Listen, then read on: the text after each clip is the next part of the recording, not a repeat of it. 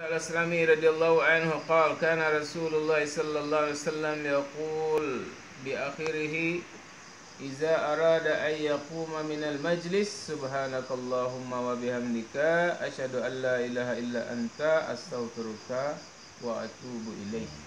فقال رجل يا رسول الله إنك لتقول قولا ما كنت تقوله فيما مدى. قال كفارة lima yakunu fil majlis. Dari Sayyidina Abu Barzah Al-Aslami radhiyallahu anhu, ia berkata, kebiasaan baginda Rasulullah sallallahu alaihi wasallam di akhir hayat beliau, jika beliau akan berdiri dari majlis, beliau akan membaca subhanakallahumma wa bihamdika asyhadu an la ilaha illa anta astaghfiruka wa atubu ilaik. Maka seorang laki-laki telah bertanya, ya Rasulullah, sekarang engkau membaca sesuatu ucapan yang tidak biasa engkau baca sebelum ini. Maka beliau bersabda, ini adalah kafarah atas apa yang terjadi di dalam majlis. Dalam riwayat yang lain ada tambahan, Jibril telah mengajarkannya kepadaku. Hadis riwayat Ibnu Abi Syaibah. Dari Sayyidina Aisyah radhiyallahu anha, ia berkata, jika berdiri dari majlis, maka baginda Rasulullah sallallahu alaihi wasallam membaca subhanakallahumma rabbi wa bihamdika asyhadu an la ilaha illa anta astaghfiruka wa atubu ilaik. Lalu aku bertanya, mengapa engkau sering membacanya ya Rasulullah? Beliau bersabda, barang siapa membaca ketika selesai dari majlis, niscaya akan diampuni segala kesalahannya selama ia di majlis tersebut. Biasanya pembicaraan di sebuah majlis penuh dengan kesia-siaan. Betapa ringkasnya doa ini. Maka seandainya ada seorang yang membaca salah satu dari doa tersebut, maka dia akan terselamat daripada bencana majlis itu. Betapa maha pemurah Allah Subhanahu wa taala yang memberi segala kemudahan kepada kita.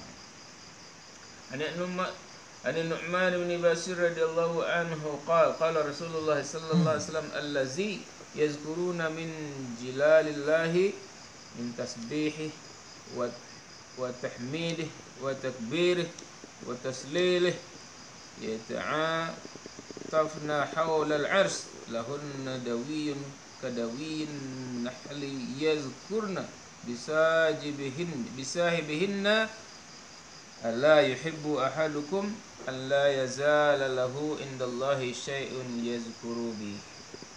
Dari Sayyidina Nu'man bin Bashir radhiyallahu anhu, baginda Rasulullah sallallahu alaihi wasallam bersabda, orang-orang yang mengingat keagungan Allah Subhanahu wa taala dengan tasbih, subhanallah, tahmid, alhamdulillah, takbir, Allahu akbar serta tahlil la ilaha illallah, maka kalimat itu akan mengelilingi arasy Allah Subhanahu wa taala dengan berdengung seperti lembutnya dengungan lebah, menyebut-nyebut nama-nama orang yang membacanya.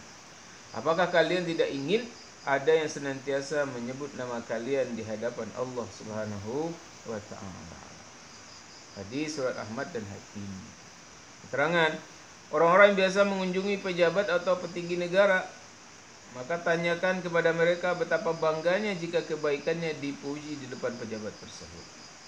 Jangankan presiden, menteri atau yang setingkat, jika seorang dipuji kebaikannya di depan pejabat biasa saja, maka dia tentu akan merasa senang. Pikirannya akan membumbung ke langit. Padahal pujian itu tidak menguntungkan sedikit pun, baik di dunia maupun di akhirat. Dalam agama jelas tidak akan ada untungnya. Bahkan jika diperhatikan di dunia pun ternyata lebih banyak ruginya daripada untungnya. Untuk mendapatkan pujian itu dia berani menjual hartanya, bahkan terlibat dalam suap dan riba, sehingga muncul musuh-musuh yang berusaha menjatuhkannya, lalu dia akan menderita berbagai kehinaan. Semua orang sudah memahami bahwa untuk menang dalam suatu pemilihan, maka banyak hal yang terpaksa dia lakukan.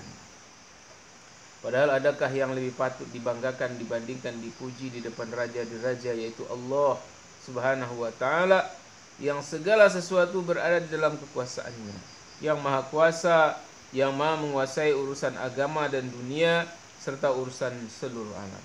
Dialah yang menguasai hati para raja, kemauan raja dan hakim berada di bawah kehendaknya. Dialah yang menentukan segala kerugian dan keuntungan.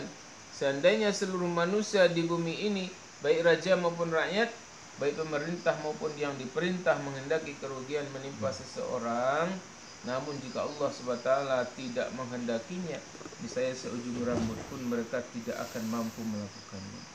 Jika seorang ingin memuliakan dan membantu seseorang, namun Allah SWT tidak menghendakinya, maka setetes air pun tidak akan mampu mereka menimpa.